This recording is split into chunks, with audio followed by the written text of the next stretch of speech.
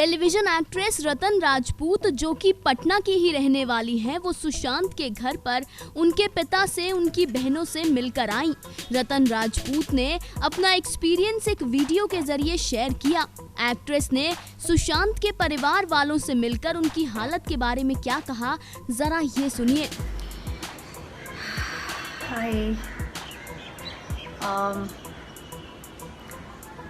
I'm back in my normal life. 2 दिन से मुझे लग रहा है कि मैं थोड़ा नॉर्मल अपनी एक्टिविटीज़ में आ गई हूँ और इसीलिए आज सोचा कि एक छोटा सा वीडियो बनाऊँ और जिसमें आप लोगों से बात कर सकूँ। लगातार मीडिया से कॉल आ रहा था और सुशांत से जुड़े हुए कई सवाल जवाब, बहुत सारी बातें वो कर रहे थे, पर जिस तरीके से सवाल जवाब हो रहा था वो मुझे लग रहा था कि न बोलते ही कुछ बन रहा था और चुप रहने में भी घुटन हो रही थी।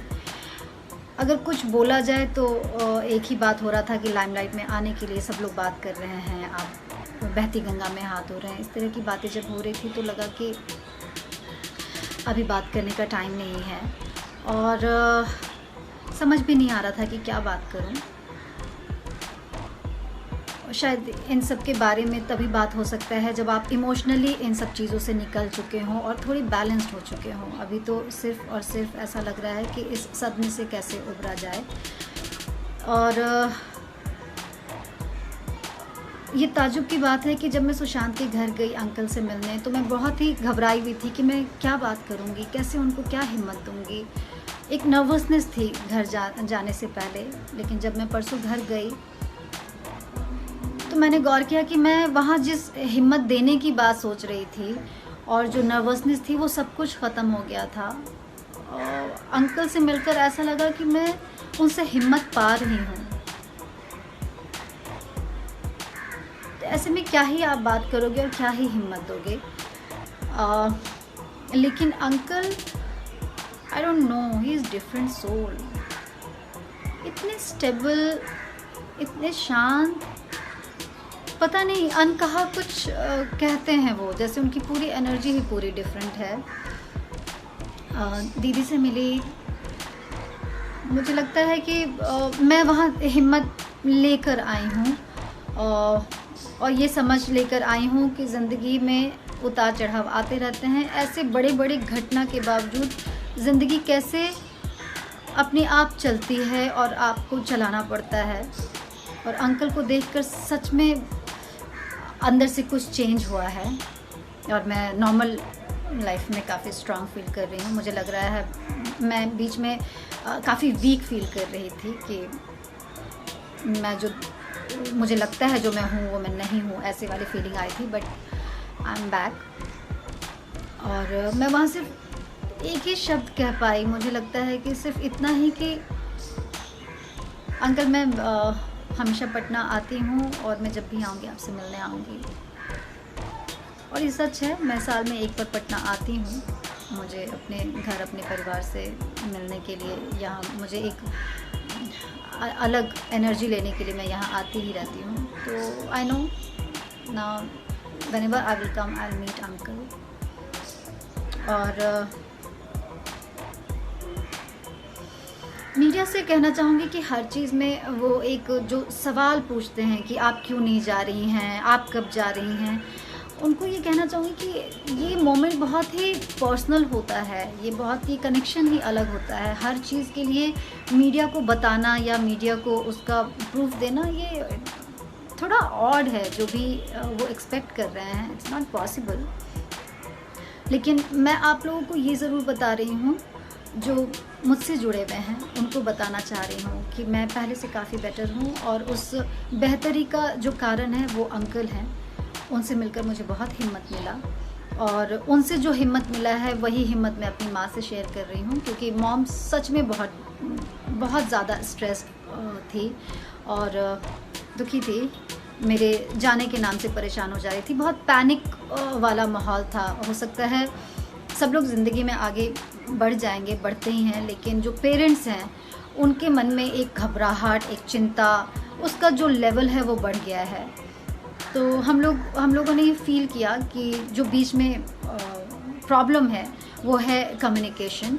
हम लोग, स्पेशली मैं, मुझे नहीं, औरों का शायद नहीं पता, मैं बहुत हल्की फुल्की बातें करती हूँ माँ से, बहुत मुश्किल वाली बातें नहीं करती, इतनी शेयरिंग नहीं होती जो मैं फेस कर रही होती हूँ। डर एक कारण है कि कहीं माँ को स्ट्रेस ना हो, लेकिन अब समझ में आया है कि गहरी बातें मदर फादर से, अपने पेरेंट्स से, अपने ब्रदर सिस्टर से करनी चाहिए, और उनको उससे स्ट्रेस नहीं होता, बल्कि वो उसमें पार्टिसिपेट करते हैं तो वो थोड़े निश्चिंत रहते हैं।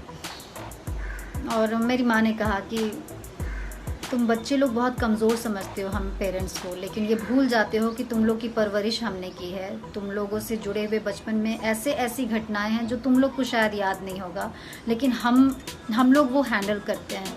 तो क्या जब बड़े हो जाते हो तब हम तुम लोग की ये छोटी छोटी परेशानी हैंडल नहीं कर सकते? कम से कम शेयर करने से हो सकता है कि हम कुछ सलाह दे सके अपने एक्सपीरियंस से और अपने समझ से। And I think she is right. और तब से मैंने, हमारे बीच का जो टाइम है, जो बातचीत है, मुझे लगता है काफ़ी चेंज आ गया है। एंड काफ़ी चीज़ें चेंज हुई हैं, and just because of uncle Sushant के डैड बहुत हिज डिफरेंट।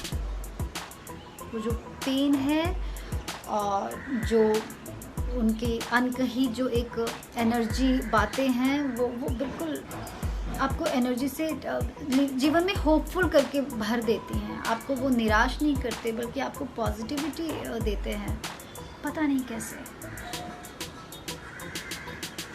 मैं बस प्रे कर रही हूँ कि उनकी हिम्मत ऐसे ही बढ़ती रहे और वो दूसरों को ऐसी हिम्मत देते रहें। भगवान, बस मेरी भगवान का आशीर्वाद उनके साथ है, और वही वो एनर्जी शायद सबको स्प्रेड कर रहे हैं। एंड आई विश सुशांत के केस में जस्टिस हो। बस मैं ये प्रे कर रही हूँ। मुझे लगता है ही इज़ वॉचिंग एवरीथिंग, और जो भी होगा बहुत करेक्ट होगा। Thank you uncle, thank you so much. मुझे फिर से वो पॉजिटिविटी देने के लिए, ज़िंदगी के लिए होपफुल करने के लिए, ये फील करवाने के लिए कि ज़िंदगी सच में चलने का नाम है। ज़िंदगी में बहुत कुछ होता है, बहुत ऐसी घटनाएं, दुर्घटनाएं होते हैं, पर आप रुक नहीं सकते, आपको बढ़ना होगा। Thank you uncle. जी हाँ, रतन राजपूत को उल्टा सुशांत के परिवार से ही हिम्मत मिली। देखिए, रतन राजपूत ने ये वीडियो शेयर करते हुए इस पर कैप्शन भी लिखा। रतन राजपूत ने लिखा कि मैं अपनी नॉर्मल जिंदगी में वापस आ गई हूँ, क्योंकि ये लाइफ है। थैंक यू अंकल, सुशांत's father. I am praying and leaving justice in God's hand because he is always watching. Hashtag ultimate justice is in God's hand. Hashtag RIP Sushant. ये लिखते हुए रतन ने सुशांत के पिता को थैंक यू कहा और भगवान के हाथ में इंसाफ छोड़ा। Final cut, news desk.